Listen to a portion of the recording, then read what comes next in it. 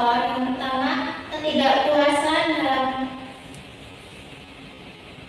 atas kekhalifahan dibandingkan dari Umayyah dan adanya ketidakpuasan terhadap penyimpangan nilai-nilai Islam oleh pemerintahan Bani Umayyah.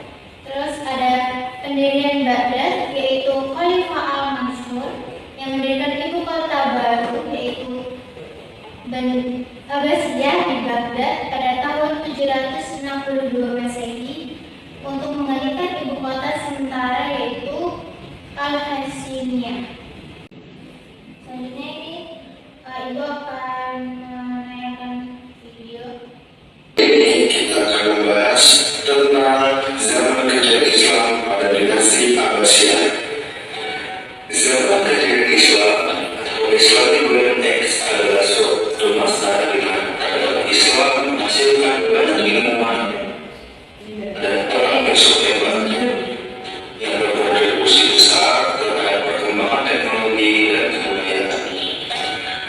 Pada dinasti Abbasiyah, khususnya di bawah pemerintahan Al-Rasyid Al-Mamun, dunia Islam mengalami kemajuan di berbagai bidang seperti ilmu pengetahuan, sains, dan budaya dengan kecepatan yang sangat besar. Sekitar abad ke-8, bangunan sejarah bernama Bait Al-Hikmah yang dalam bahasa Indonesia dikenal dengan rumah kebijaksanaan atau House of Wisdom selesai dibangun. Bangunan ini menjadi pusat studi, perpustakaan, sekaligus universitas terbesar yang sangat berpengaruh bagi perkembangan ilmu pengetahuan dunia di masa dinasti Abbasiyah. Awal-awal pada zaman kejayaan Islam yang terlahir dari berbagai faktor yang sudah terkait. Pertama, bersatu dalam satu kekhalifahan tunggal sehingga memiliki pengaruh yang sangat kuat. Dinasti Abbasiyah memiliki pengaruh yang sangat besar dalam bidang ekonomi dan perdagangan, di mana para pedagang sampai ke seluruh penjuru. Saat pedagang dan pembeli berjalan, mereka turut membawa serta temuan dan ilmu pengetahuan baru dari tempat-tempat yang sebelumnya mereka kunjungi.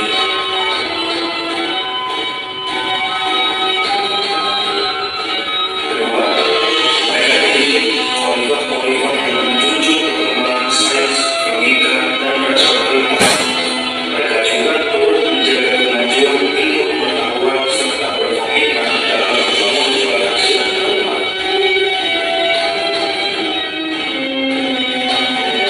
Di antara khalifah di dinasti Abbasiyah yang paling menonjol adalah Harun al-Rashid dan anaknya Al-Mamun yang punya cita-cita mulia untuk membangun peradaban Islam yang menjunjung tinggi perkembangan sains, logika, rasionalitas, serta meneruskan perkembangan ilmu yang telah diraih bangsa India, Persia, dan Byzantium. Tanpa keduanya, dinasti Abbasiyah mungkin tidak bisa seviral saat ini.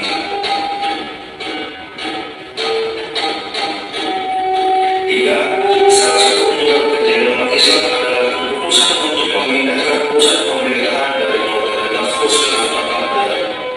Saat masih di kota Damaskus, ilmu pengetahuan Islam mendapatkan banyak pengaruh dari ilmu pengetahuan Yunani dan Romawi.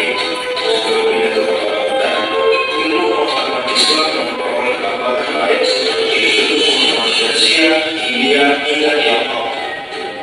Kenyataan ini tidak terlepas dari letak geografis Baghdad yang lebih strategis dibanding Damaskus, yang memungkinkannya menjadi pusat perdagangan internasional karena letaknya di Jalur Sutra.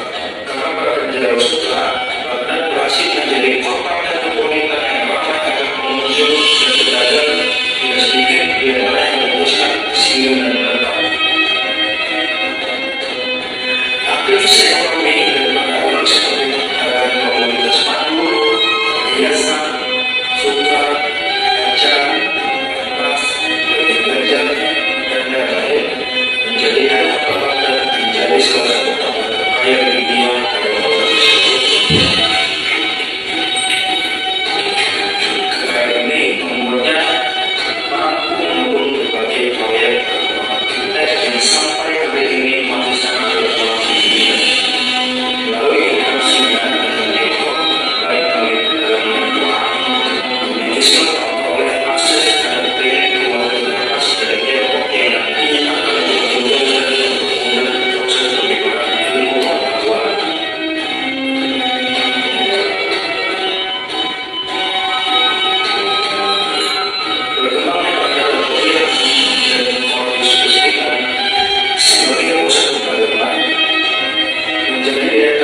sendiri menyimak pelancong, termasuk Hanung Cendekiawan. Hal ini mempengaruhi munculnya para ilmuwan jenius dari dunia Islam yang nantinya akan melahirkan berbagai macam karya yang sampai sekarang masih digunakan. Ilmuwan-ilmuwan ini antara adalah Ibu Ibnu Sina, seorang polimer jenius dari Uzbekistan, yang namanya menjadi terkenal karena mendalami berbagai ilmu pengetahuan, baik filsafat, astronomi, kedokteran, dan lain-lain. Salah satu karyanya yang terkenal adalah di bidang kedokteran yang berjudul Al-Quran Al-Qadim atau The Canon of Medicine. Karya ini sangat berpengaruh dan menjadi salah satu buku terpenting bagi mahasiswa kedokteran di penjuru Eropa, khususnya di abad pertengahan hingga abad ke-18. Tidak mengherankan jika di dunia medis, Ibnu Sina sering dianggap bapak pengobatan modern awal bersama ilmu-ilmu lainnya seperti Hippocrates dari Yunani. Ibnu Sina memang merupakan ilmuwan yang sangat hebat, namun selain dia masih banyak ilmuwan-ilmuwan hebat lainnya dari dinasti Abbasiyah. Mungkin hanya ini yang bisa saya sampaikan sebelumnya semua.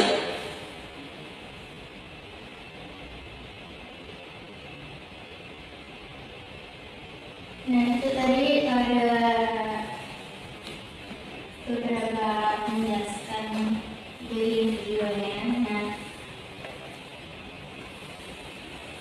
next. Nah, tadi kan di video ada beberapa tokoh ya. Nah, saya akan menjelaskan beberapa. Nah, yang pertama tuh ada tokoh apa aja? Ismail. Terus ada Ibnu. Ketiga ada. Keempat ada. Kelima ada. Ibnu Haytham. Nah, ilmu khawarizmi itu menjelaskan tentang pelopor algoritma yang al-jabar wa al-muqabah yang menjadi dasar ilmu matematika dan penulisan ilmiah. Nah, terus ada Ibnu Sina ini menjelaskan tentang bidang kedokteran, filsafat, dan sains. Nah, terkenalnya itu penulis Al-Banah fi Al-Atif. Nah, yang dipakai ratusan tahun yang menghasilkan lebih dari 2040 buku, sehingga utama kejayaan literasi keadaan ilmiah pada masa Abbasiyah. Terus ada Al-Farabi ini bidangnya adalah filsafat, logika, ilmu, dan musik. Alasannya itu adalah seorang penulis lebih dari 100 buku yang menjadi peneladan produktivitas literasi dalam budaya ilmiah. Terus ada yang keempat, Ar-Razi, itu penulis lebih dari 200 karya media dan kimia. Pelopor penggunaan metode itu menggunakan observasi ilmiah. Terus ada Ibnu Haytham, yaitu bidang fisika, optik, dan matematika. Nah, alasannya itu sebagai penulis kitab Al-Manazir yang menjadi dasar ilmu optik modern. Terus ada kontribusi terhadap peradaban Islam. Nah, yang pertama itu ilmu pengetahuan.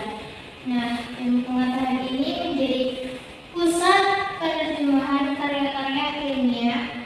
Terus tokohnya itu salah satunya ada Al-Kindi. Nah, terus ada ekonomi, yaitu perkembangan pada kejayaan yang menjadi pusat perdagangan global.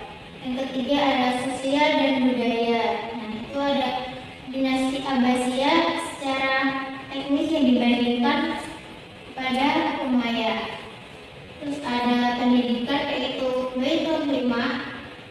sebagai lembaga pendidikan yang berkembang pesat.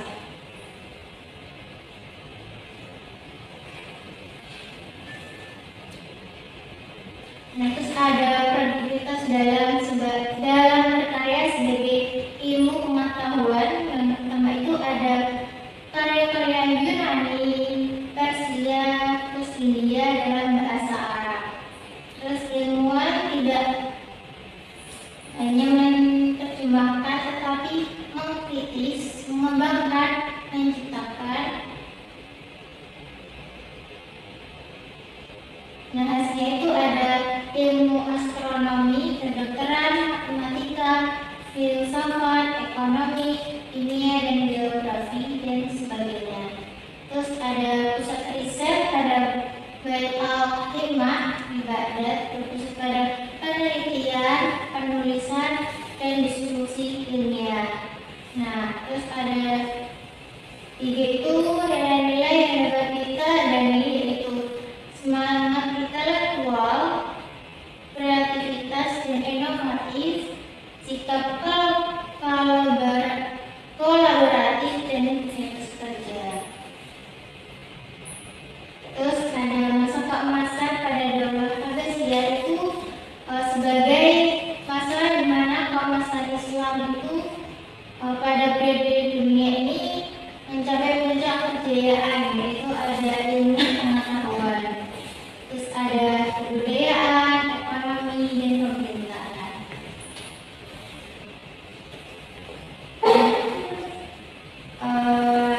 Mengapa sih Bani Abbasiyah itu disebut sebagai keemasan Islam?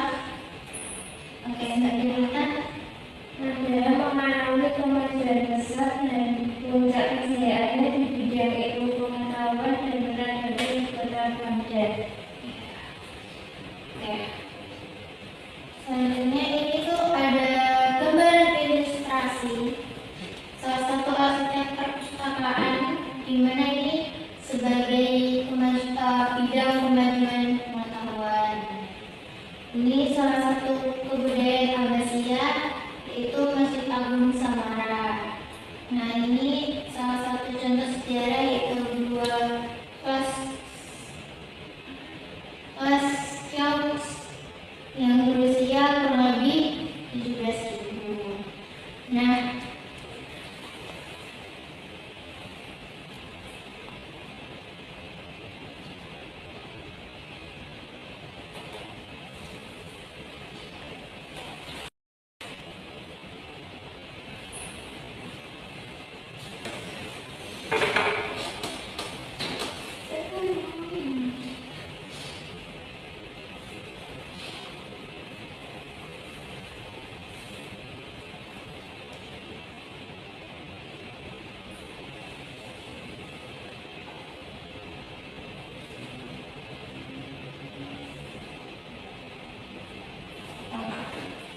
ini kan udah Ibu jelaskan ada beberapa dari materi itu ada.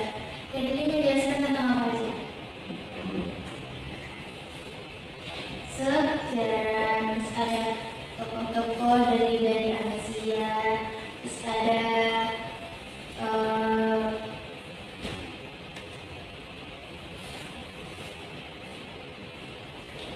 kontribusi terhadap peradaban Islam dan sebagainya. Nah, Ibu minta kalian untuk berdiskusi kelompok. Nah, ini ada 3 tugas dari Ibu. Bisa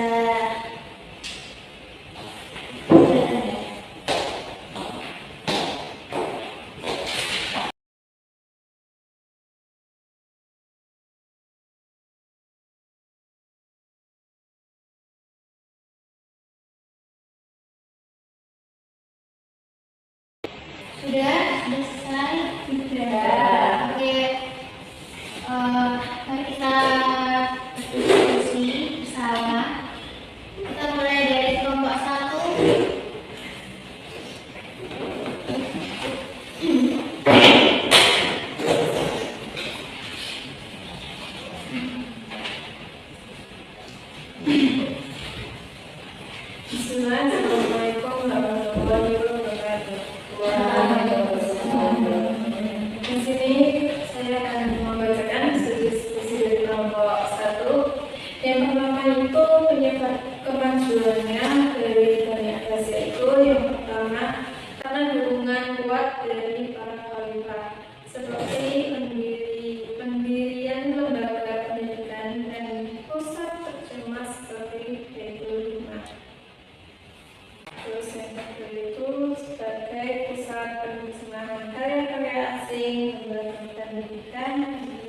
keilmuan serta pusat kajian ilmu pengetahuan. Terus ada kegiatan itu yang pertama itu kombinasi kebijakan politik yang mendukung ilmu pengetahuan, lokasi geografis yang strategis, dan keberadaan pusat intelektual seperti ilmu rumah. Bagaimana teman-teman, ada yang mau dipertanyakan? Ya, mohon maaf. Wassalamualaikum warahmatullahi wabarakatuh.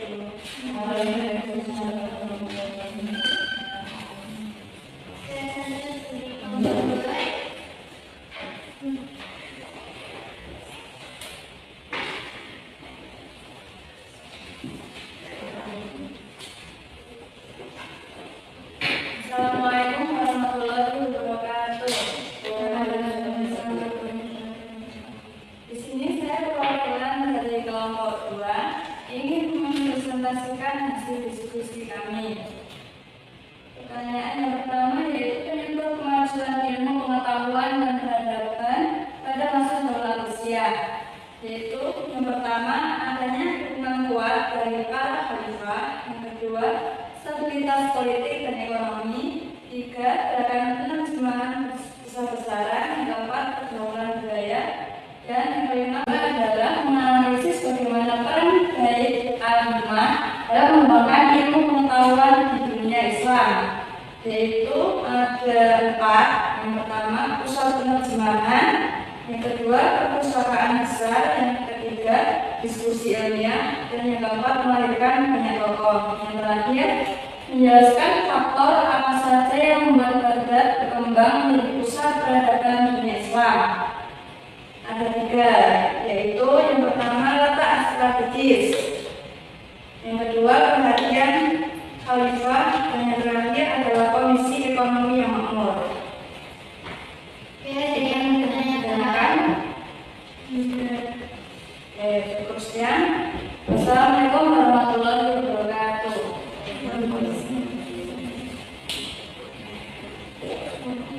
Baik, itu yang Ibu sampaikan pada pagi hari ini dengan materi yang tadi dijelaskan tentang di mana masa keemasan Daulah Asia. Nah, kesimpulannya ini adalah